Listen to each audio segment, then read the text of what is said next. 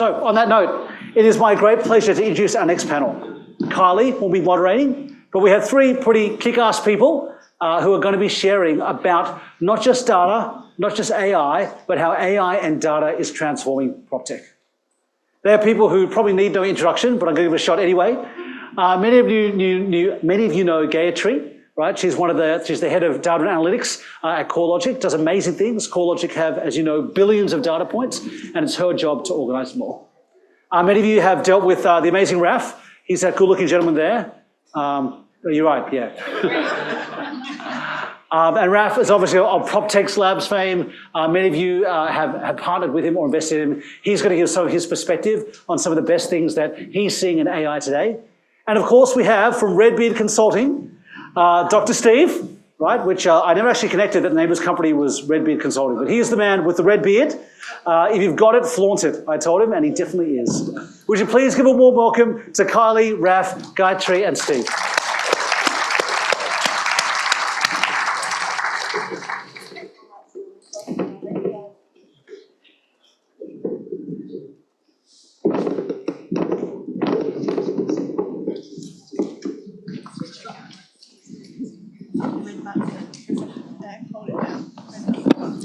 So I'm going to confess that I am an enthusiast about AI, but it is very much I get the vibe, not the constitution. And with Sarah Bell Dr. Sarah Bell, needing to swap at times to make some MRI commitments, I am a ring in on this one. But she has given me some excellent questions. And so, Stephen, I'm going to start off with you. Much of the conversation about PropTech or tech is about AI these days. Like it's obviously not PropTech unless it's got some AI in it. But how do we avoid today, especially, having another boring conversation about AI? I would probably just open with some controversy and then we can work backwards a little bit. If you guys get this wrong, you're going to cause divorce rates to spike and everyone's going to have a terrible time. And so a lot of the things that we use AI for are not particularly helpful, and the word AI I don't even think is particularly helpful these days anyway. And so just as a blanket rule, take that word out of your vocabulary and put in the word compute. And so once you've got the word compute in there, it's like, well, what are we trying to compute with what, right? And so I'm currently running a biological compute with the predict next word engine. Didn't plan any of this, but that's functionally what your chat GPTs do. It's a neural network. This is a biological one.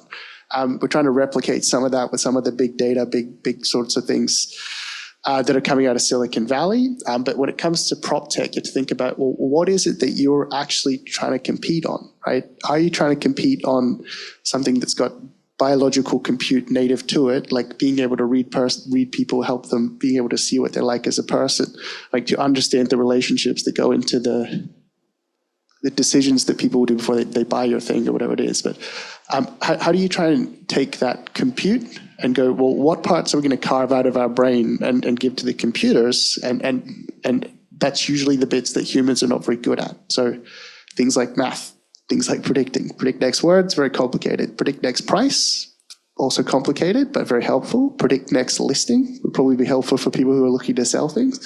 And so it's really about how do you take all of the things that you have, which are data, resources, and the core things that you are good at as a person, as a biological creature, and apply that to the problems that you're trying to solve. So trying to solve the problems for your customers will result in them wanting to pay you. That's kind of the whole point. And so take out the word AI. It's not super helpful day to day. And if you're not actually going to be the ones who are building foundational models out of Silicon Valley, it's really about how do we take the heavily subsidized $30 a month compute out of Silicon Valley and apply it to something that's useful to your customers, right? And so you can just ignore most of the stuff related to AI and go, well, what's useful for my business? What's useful for my customers? And then you can just sidestep the whole issue. And there's like, well, how do we take the tools that we can see and apply them? That's sort of where the secret sauce comes in for you. And so it's like, take something that you're good at, a problem that you're trying to solve, and just kind of go, well, which computational methods are we trying to use to solve which type of problem? And then at that point, your brain will kind of go, oh, actually, I'm a human being, I know how to solve this. You can just go ahead with that bit. So that's what I would probably recommend. I love that. And I love that because we talked today earlier in the data panel about the data that doesn't exist yet, but that we know needs to exist, and that there's also, and we've also been talking all day about focusing on the problems we solve as opposed to the selling that we're doing. And so a lot of this comes down to this whole idea of data. So Gayathri, I'm going to ask you, Sure. we're not really making this connection between AI and data. We're kind of just launching into AI. How do you think the property industry is going with their data literacy? Sure. I'm just going to go back to being boring again. Data and AI basically is, I like to think of data as the fuel and AI as the engine. And AI can only be as good as the data it can learn from, right? So so if you feed in garbage data, then it's basically garbage coming out. So what we are observing in the PropTech world is that the data is usually existing in silos, where your tenancy management systems, your customer management systems, and everything has tons and tons of data, but then it's not in a very centralized or organized fashion. And because of this, AI adoption can be even faster, but it's slowed down because of that problem. In regards to data literacy, though, I think it's at different levels across the industry, and I guess the PropTech firms that have the highest data literacy, as we unlock the potential of AI, the ones that have the highest data literacy is going to have a competitive edge, right? And in order for us to increase the data literacy across the industry, we need to I think most of the companies are already doing it, at least in the early stages, where they have these self-serve analytics where for internal and external customers, where they can crunch their own numbers at their own pace, at their own convenience, right? And property professionals really need to understand the insights to trust AI and to use the results, right? So it's a very key thing.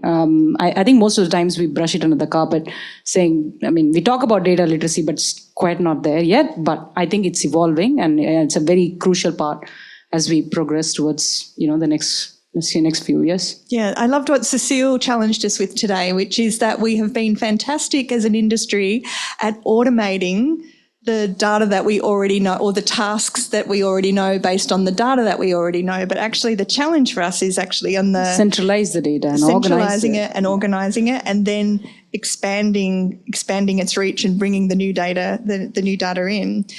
Raf, you're out there creating products with AI, and we can see that you're making leaps with every release.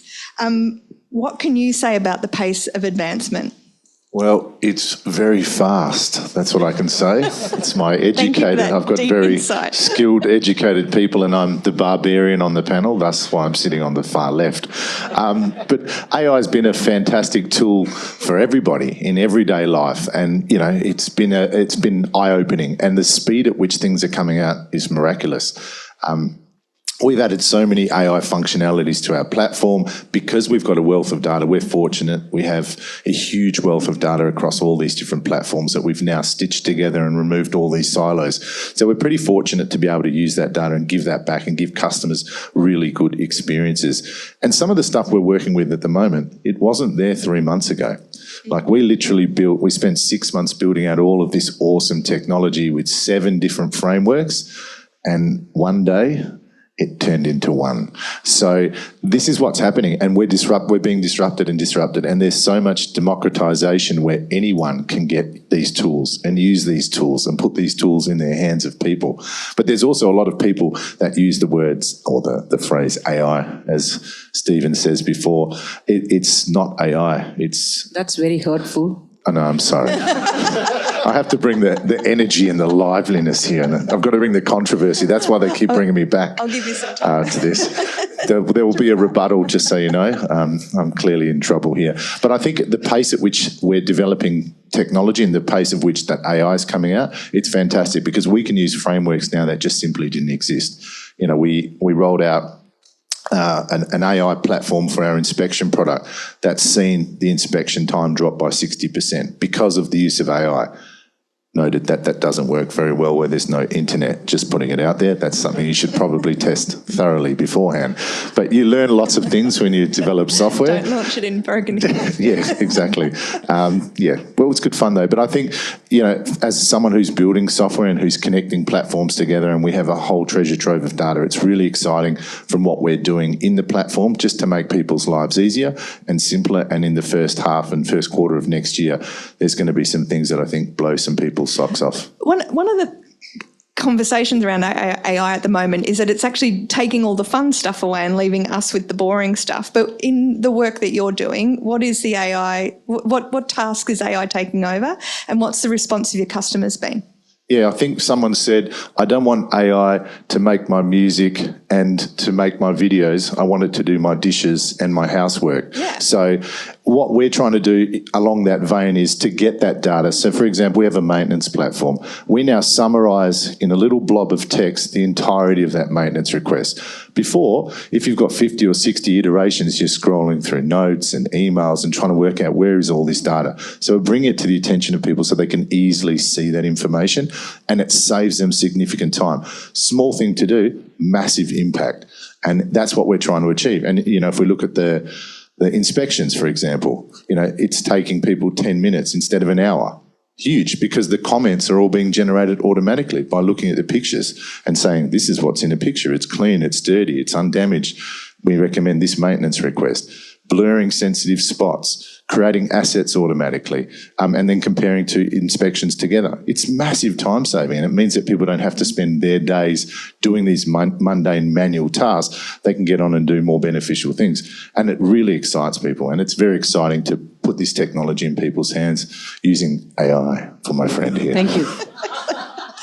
Gayathri, from your perspective, how far can we reach into the future? Because, Raf's basically said 3 months. He spent 7 years building something and then in 3 months it all got changed again. What's on the horizon and what's left to conquer? She's at war with me. Just joking. It's a very, I love this question as to what the future holds or where we are headed towards, right? I think there's a lot of, sustainability enthusiasts in this room along with me as well. I'm one of them. So I think more and more corporations get more funding from investors who have less carbon footprints. And I think that's where we are seeing it globally anyway. So I think, Australia is going to go that way also. So there'll be a lot of sustainability data fed into, even the home buyers, systems. And another interesting thing is like you said, there's going to be virtual reality tours. We already have some video tours where, the investors don't have to visit the property to buy it, really. So there's going to be more and more of that stuff, and not in the very far future, to be honest. As these systems get very sophisticated, these models getting sophisticated, AI getting sophisticated. There you go. I've won. Anyway. I've angered the people on the panel. That means I've won. And I guess another big thing is there's digital twins that we are not talking very much about anyway. And I think I had an interesting conversation with one of them here. These virtual representations of these physical buildings, right, where you can really optimize and simulate scenarios before you actually do the physical renovations, and how you are going to utilize your space, etc. If you can virtually see it, then nothing like it. That saves a lot of time, and it creates a lot of room for actual strategic, innovative stuff. So I think that's where we are headed. And how do you see all of those things impacting on AI or the data that's being captured? What's that impact? We already have billions and billions of data points, and it's only going to grow. And I think what we also need along with this is like a blockchain technology where you can store, where there's a decentralized way of ledger transactions being maintained, and it's also tokenization of these digital assets where you can have multiple owners for different parts, and it's easier for the parcels and stuff. So, so there's going to be more data. I think the challenges are going to be even more complex than today. But I think we should work towards getting the data better so that the AI can get better. So yeah, and clearer the sooner we do that, right? It's better. The faster and the easier it's going to move forward. I really love that. Raf, I might have preempted this question before, but what's the feedback been from your clients around the AI that you've been introducing? Wow. That's pretty much it. That's all I need to say. Do I drop the mic? Drops mic and walks off. I think people are shocked because they just are so used to doing something and they've done it that way for such a long period of time. And then you show them, hey, this is a way you can now do this.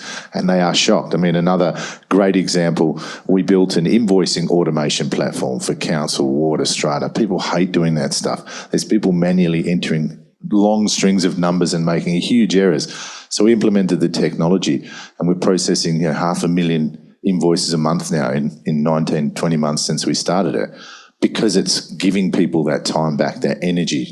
We had people that had to create tenancy water invoices and it took them 4 minutes to do a water invoice for a tenant. Crazy. It's instant with us. So there's no time wasting. Giving that time back so people can actually do other things with their days. That's the most important thing. And the clients on the other side, the owners and the tenants, they're used to using things like Uber and Deliveroo and having these seamless experiences. So if they deal with a property management agency and they have clunky and outdated systems and ways of doing things, they automatically feel strange by it. And thus we want to give these tools so they can maintain those relationships. And so have you found that the introduction of these kinds of tools has followed a different adoption curve to other products that you've launched in market? Massive. Yep. You can just see the growth. Like people start taking, this is good. And then automatically you just see the use just go through the roof. Like people pick it up and then they tell others and then all of a sudden it proliferates. When we launched our 360 AI, we had more than 2,000 of our agencies on a waiting list and we still have them on the waiting list. We can't get to everyone that quickly. But that's the thing. People go, oh, wow. Good problem to have. Damn good problem. That's why I got no hair. It's fallen out. You've got no hair. Oh, come on, man. Your beard's way better than mine. Mine's like an amateur's beard compared to that. Cool. And Gayathri, I wanted to thank you too, because we've got to 3:20 before someone said the word blockchain. And so I feel like those who are playing at home on bingo, like we've ticked AI, we've hit big data, we've now hit the blockchain one. So, awesome. So Stephen, just to kind of wrap up, we're in a room full of creators, and while you can still spell innovation without AI, and you're quite keen that we don't spell it with AI, the reality is that everyone in this room is thinking about it or working with it. How are they going to future-proof their endeavours? Unless your core business is in the AI space, it's like you really need to think about, well, what are the problems that we're solving? And I'm going to side with you. There are huge applications linking blockchain and AI, a key one being that if you can get the distributed database structure set up, you can take compute and send it to data instead of having to take data and bring it together so that you can compute on it. So that is a revolutionary thing in terms of data privacy and security as well. And so there's a large swathe of things that are completely not unlocked yet that link both blockchain and AI together. So I'm with you. Thank you. At least one of them is with me. I just want to say for the record, I never said the word blockchain. I just want that noted. That's okay. It's just another database. But then I do also would like to highlight that the things that you're doing in particular are what is the real driver of innovation. And so like Google's original semantic search patent is actually it's a math problem from 1895, and they solved it with a computational method that became Google, right? And it was just a better method for ranking, ordering things, right? That wasn't actually useful as a math problem. It certainly wasn't useful as an academic paper, but the second that it became a computational tool that people could use, that's when we actually had the ability to search the entire body of human knowledge more effectively, right? Which means more people get the right answers when they need them, which means humanity progresses faster, right? And so are you going to compete at that sort of, are we at the foundational, this is a new method, right? So there's some things in the methodological parts of property technology that I think there are revolutions happening in, and in particular in the AVM space, being able to look forward, being able to do dynamic predictions, and being able to aggregate all that data together. That's a methodological space that will cause quite a lot of disruption, but that's only going to happen at mass when it is adopted as a product. It's built into something that people will use and they want to use, right? Everyone wants to know what the property price is going to be next week, next month, next year, but that's not the most important thing at a lot of times in your life. Sometimes it's like, well, what's the school quality going to be for the next 5 years where I live? Because that will determine the education of your children, which is more important at that particular moment. And so it's like, how do you kind of weigh up and weigh down what is a useful product for individual people? And so it's like, you can use school quality to predict property prices. You can use property prices to predict school quality, tax, all sorts of stuff. And so wrapping those things together into products that people can use, that they can afford, there's economies of scale. That's the bit that really will transform prop tech in Australia and around the world into something useful. And so if you come up with something cool, turn it into something, give it to some users and sell it to them. And if they're willing to buy it, then that's a very, very good sign that you're on track. So that's what I think is the future. Awesome. So what I've heard today is that we need to be looking at pain points. When we're using AI to really solve pain points, it's quite a beautiful product experience which has fantastic adoption. That we need to be thinking about compute rather than AI as a thing, and looking at how we think through that process, but we're only as good as the data that we've got, and that we've got AI on one hand, data on the other. And the missing piece, because I know I've been talking to a lot of people in this room in past years about blockchain, really, is this ever going to take off? But it feels to me like, as a result of this conversation, that this is actually the next bit, because it's the security bit that protects the AI and the data inside the blockchain. So in future years, we will probably be getting to blockchain before 3:30 in the afternoon. And we will also not be just talking about it as an esoteric, crazy idea that no one really needs at the moment, because why would you do that? So please join me in thanking Dr. Stephen Friel, Gayathri, and Jayaram, and Raf Niesten. Thank you.